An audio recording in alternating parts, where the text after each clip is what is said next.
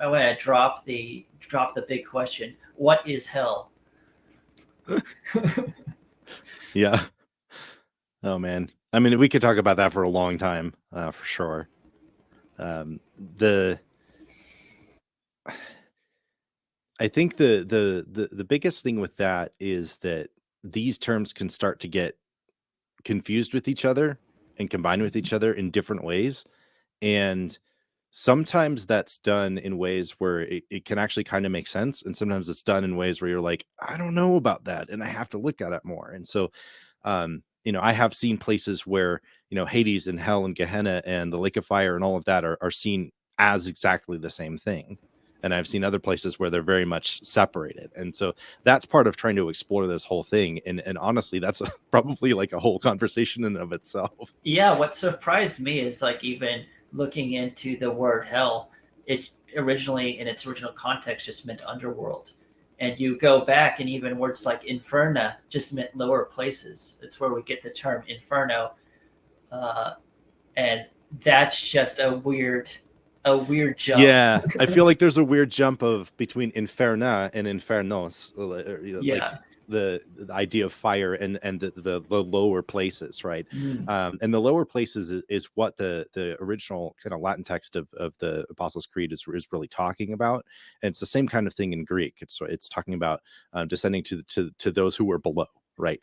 And that's one of the things that makes it interesting is that most of the time this is translated descended to hell, and then people read that the way that they understand hell now, and I think they bring ideas with them that may or may not make sense, or at least that make them uncomfortable, so then they don't want to look any further, so they don't look into this and then understand it enough to understand how it could mean descended into hell in a sense, and have that actually like map onto something that makes any sense at all, right? And so Right. they just That's see it where and we it's like a get stop sign. that's where we get Calvin's ideas. Yeah. Because he's directly comparing he doesn't know how else to think of that. And that's why I think we need to get into the Bible and how they thought, because they had a real structure to the cosmology. And this plays directly into that. And if we don't understand that, we're going to be very confused.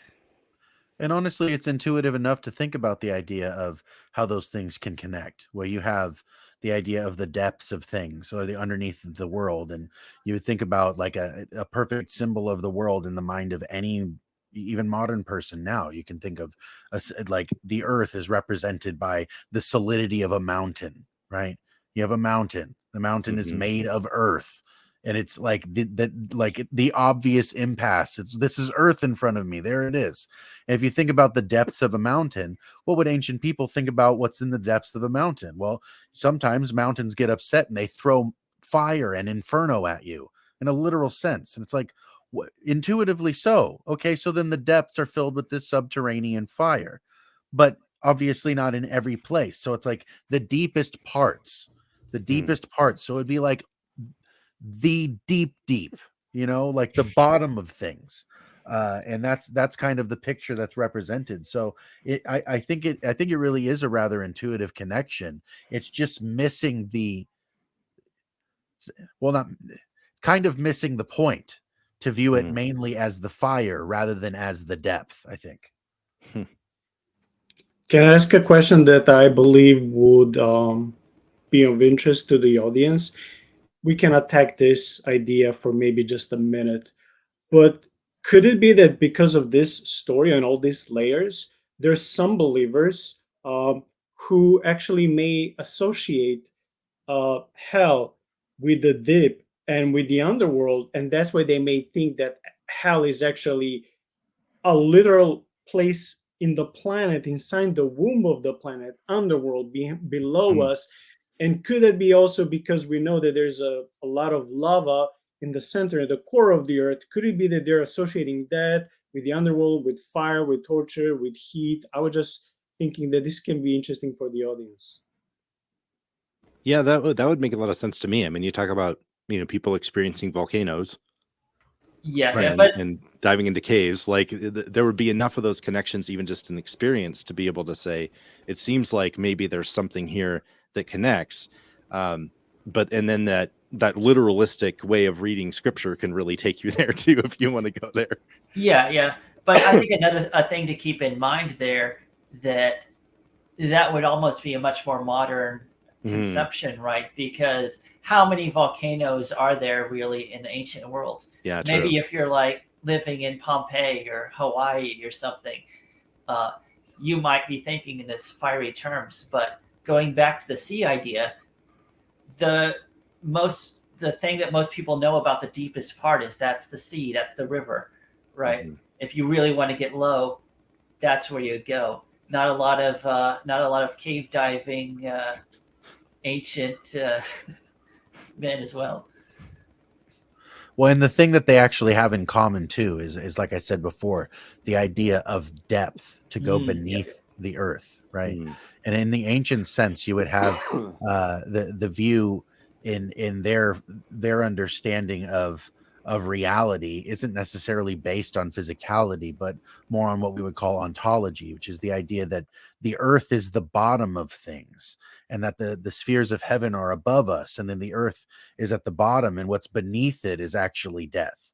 And the base of the earth, the undeveloped or the unseeable or the unreachable places or whatever, and then below that would be something like a dragon of chaos that's trapped beneath the earth. It's like mapped onto so many different forms of cosmology and ancient mythology that you can see this common thread of seeing the earth at the bottom of the cosmos. Like we're like if the cosmos was a barrel, we'd be the underside of it. Like that's where we are, and it's like in a much more almost comical now to think about kind of sense, you have almost like the cosmos, because of sin, becoming something like a wastebasket, and all of our rubbish is sitting down at the bottom with us, and it's like Christ has to go down right beneath everything to kind of cleanse the place. You know what I mean? Like that's also the way that this can be viewed is that's why you have this language of descent and ascent, right?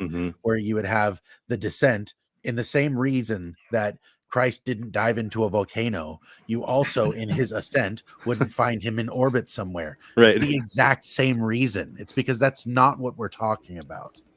And yet people will read it like that. And that's Right. where you get people that will be biblical flat earthers. And you're kind of like, okay. Right. And okay. And that's the thing is I admire the zeal, but it's Yeah. misunderstanding. It's a misapprehension of what it is that the earth and its shape would even be relevant to.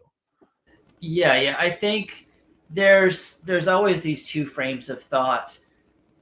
One is the super physicalist conception, where we tend to have these concrete images in our head of like, what is the underworld? Like it's a cave network or something. You're like walking through a cave. Or if we're like thinking of, say, the idea of the cosmos on a world tree and the heavens on top and the underworld is below, and we're like somewhere in the middle. We're like Middle Earth. And climbing the tree, right? But I think you can think of this on a kind of a much more metaphysical, much more philosophical level of the idea of the great chain of being, where we exist, and then there are like higher existences. They're the angelic spheres. I think C.S. Lewis kind of deals with this in his space trilogy, where the angels talk about how we're not the incorporeal ones. You are. You're less real than we are. And I like to think that the underworld is the least real place. And so if we're thinking in terms of ghosts, that's just people who are less real than we are in some sense. They're further away from existence. They're further away from God as the source of being. When you have, like, even in Revelation, right, you have death and Hades being thrown into the lake of fire. Like, you have this idea of the end of death. Yeah. Right. And so there's almost a sense of it's the least real place because this place is temporary compared to the larger story of what God is doing, even though we have these ideas of eternal torment. So it's just like, it's interesting how all of that fits together. What's the next verse? What's the next verse after death and Hades are thrown into the lake of fire? Keep going. and there was no more sea. Yes. And there was a new heaven and a new Yeah. earth. Yeah. Oh man, that's good. Yeah, because it's their death and Hades give up their dead, and the sea gives up the dead that is in her, and death and Hades are cast into the lake of fire, and there's no more sea. Mm-hmm. So those are like a perfect parallel there.